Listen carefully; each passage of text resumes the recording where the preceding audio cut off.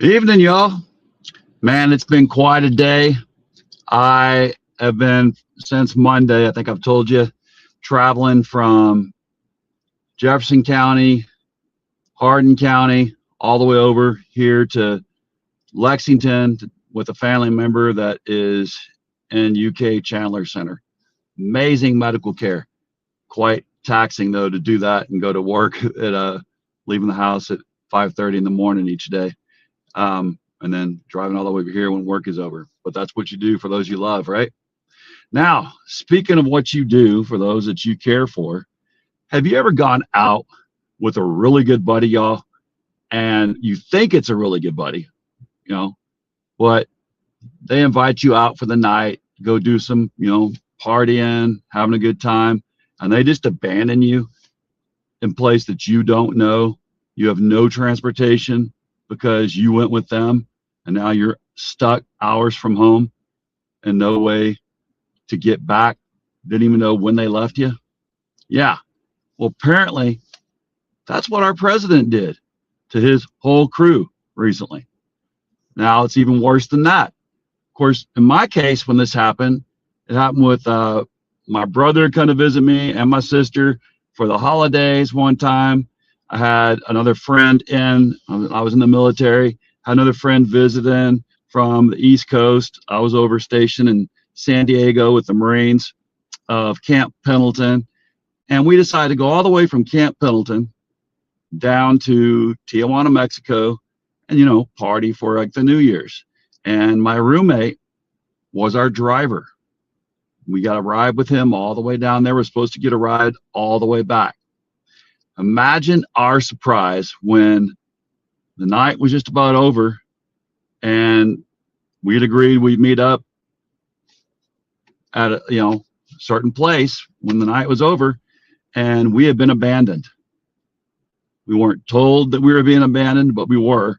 And now we had to figure out a way to get back about 2.5 hour drive to the base.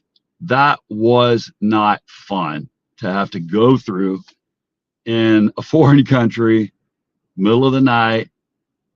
Yeah, walking back to the American border, finding a way to basically get on buses and trains to make it back to my apartment complex outside the base. So we got telling you that story because we got a similar thing that happened. Our president did almost basically the same thing, but it's more dangerous than that night of fun that I went through. So we'll come back to that.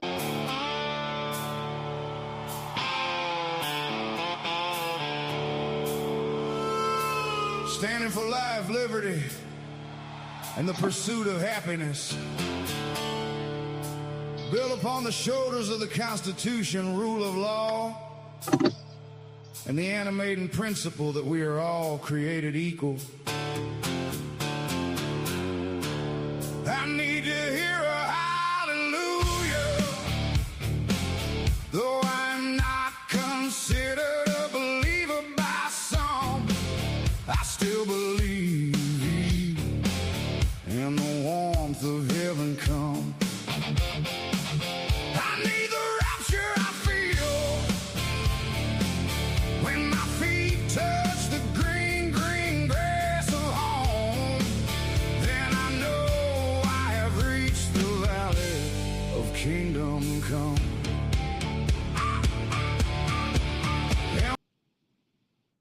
So 2 planes leave Turkey. One is the real Air Force One, and one is a decoy. And the president of the United States of America climbs into a catering truck to switch between them in secret without telling his own Secretary of State. Tonight, we're talking about who got told, who didn't, and what that tells you about how this man actually thinks about the people around him. Yo, welcome to the Hillbilly Think Tank with Spencer Keck. I am the educated hillbilly. And no, that's not an oxymoron. Don't call me a moron. There have been educated, erudite, and emancipated hillbillies in Kentucky ever since my kith and kin came through the Cumberland Gap with Daniel Boone and the Long Hunters and their quest to find life, liberty, and the pursuit of happiness right here in Kentucky. This is where they established it through grit and determination. We've got to make sure that our kids have that grit and they're able to carry on with this life, liberty, and pursuit of happiness. Y'all, I am running for magistrate in District 3 in Hardin County. I am also a combat veteran, hospital corpsman, retired, and currently I'm a public school teacher. Now, y'all, tonight it isn't about policy. It's about character and who a man protects when he thinks nobody is watching. So this segment, the catering truck switcheroo. Here's what's been reported. Leaving the NATO summit on August 10th, Trump boarded Air Force One on camera, like always. Minutes later, he slipped off that plane and switched using a catering truck onto a smaller C-32A, according to the Washington Post reporting on the operation. Who made the switch with him? Well, Dan Scavino, his deputy chief of staff, Natalie Harp, his executive assistant, and the aide known around the West Wing as the human printer, because she's constantly at his elbow with printouts. Walt Nada, the Oval Office operations director and a Navy veteran who was indicted alongside Trump in the classified documents case.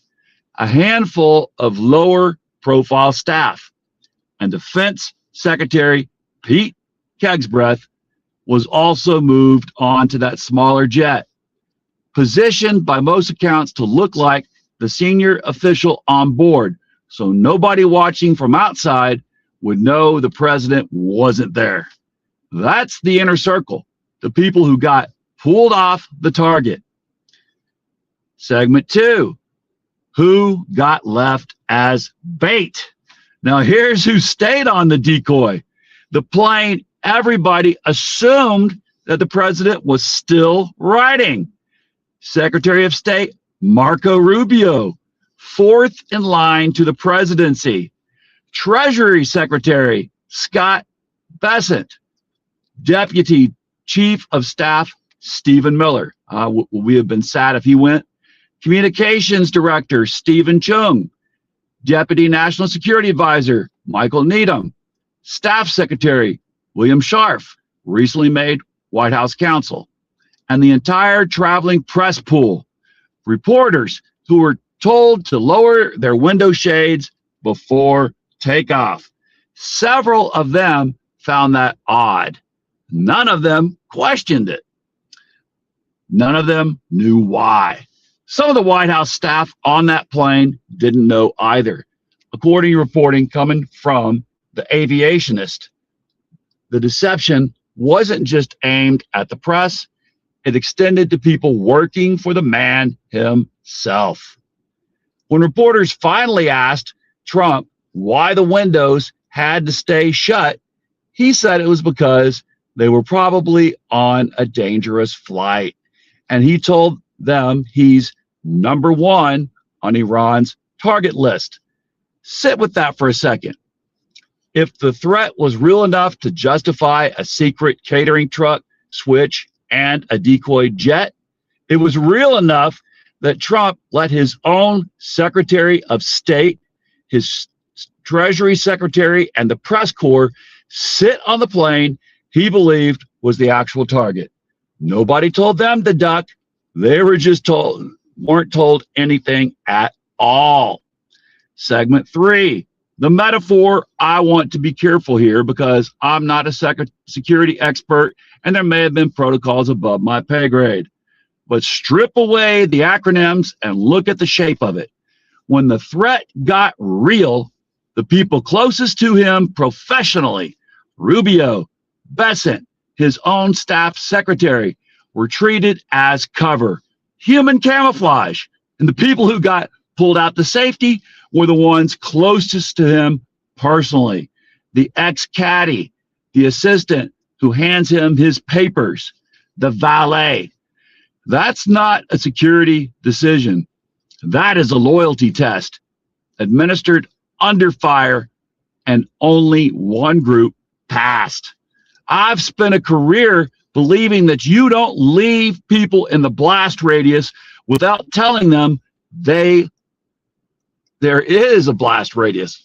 That's not a Republican value or a Democrat value. That's the code I carried a med bag by for 24 years. What happened on that tarmac in Turkey is a small, specific, verifiable example of a much bigger pattern. When the pressure's on, who gets protected and who gets used as the decoy unwittingly? The line, the steel man, fair is fair. So let's hear the other side. Because they say there's a real case here. Presidential security protocols involving decoy aircraft aren't new. They go back decades. And keeping the traveling press and even some staff in the dark about exact movement is a documented defensible practice when a credible threat exists. The Secret Service's job isn't to be transparent, it's to keep the president alive. And compartmentalizing who knows what is standard tradecraft, not a character flaw. And there's a second wrinkle worth taking seriously. Turkish officials, according to Middle East Eye, are skeptical the threat was even real, with one source suggesting it may have been fabricated, possibly by Israeli intelligence, to complicate Trump's Iran negotiations and his relationship with Erdogan over things like the F-35 sale.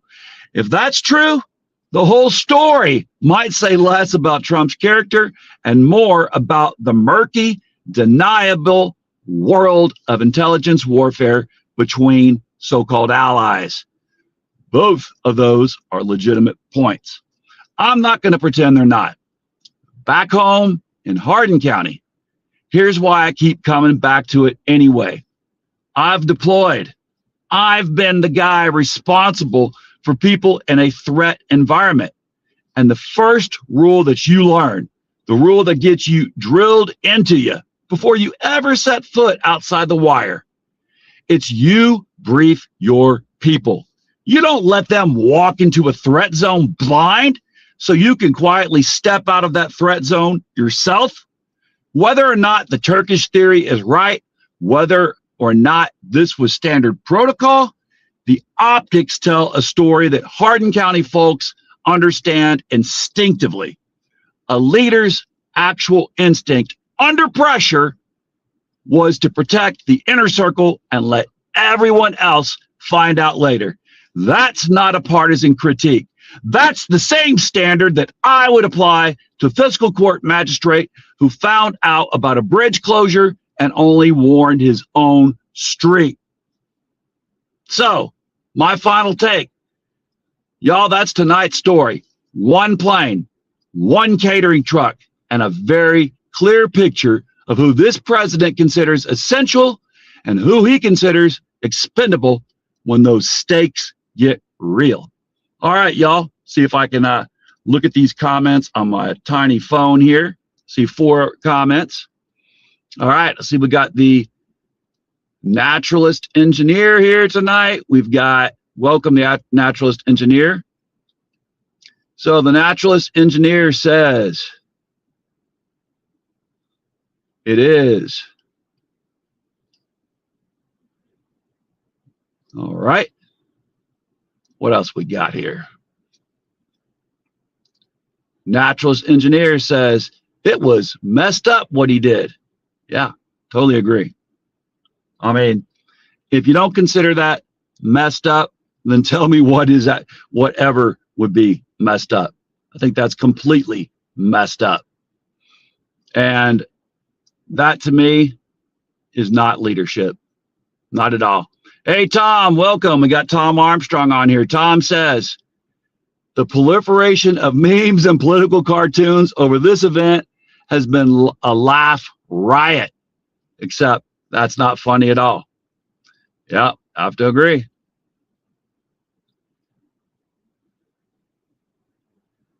All right, the naturalist engineer says, of course, seems like a Nettie movie. Yeah, I have to agree.